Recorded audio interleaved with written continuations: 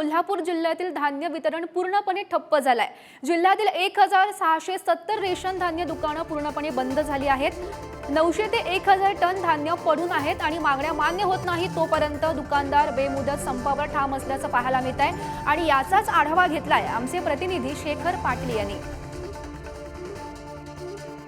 Ration धान्य दुकानदारांचा गेल्या 3 दिवसांपासून संप सुरू आहे। आजचा 3रा दिवस आहे आणि कोल्हापूर जिल्ह्यातले सर्वच रेशन धान्य दुकान आता पूर्णपणे बंद असल्याचं पाहायला मिळते। कोल्हापुरातल्या एका रेशन धान्य दुकानाबाहेरच मी सध्या उभा आहे आणि आपण पाहू शकताय या दुकानाला गेल्या 3 दिवसांपासून आता कुलूप लागलेले आहे। त्यामुळे पूर्ण जिल्ह्यातील जे धान्य आहे ते आता पूर्णपणे विक्री जी आहे ती पूर्णपणे ठप्प झाल्याचं पाहायला मिळते। जवळपास 1000 टनाहून अधिक जे धान्य आहे ते असंच या दुकानांमध्ये आता पडून असल्याचं पाहायला मिळते। त्यामुळे नेमक्या काय मागण्या आहेत या संदर्भात आपण बोलूयात। रवींद्र मोरे आपल्या सोबत आहेत।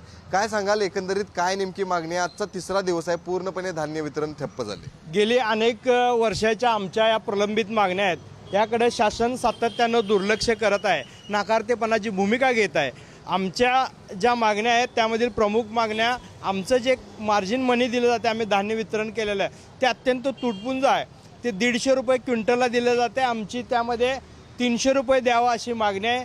तसेच आमचे जे दुकानदार रेशन बांधव काम करतात त्यांना ठोस मानधन 50,000 द्यावं महिन्याला, असे आमची ह्या 2 प्रमुख मागण्या आहेत। आमचे कोल्हापूर जिल्ह्यातील 1670 रेशन धान्य दुकानदार पूर्ण सहभागी आहेत।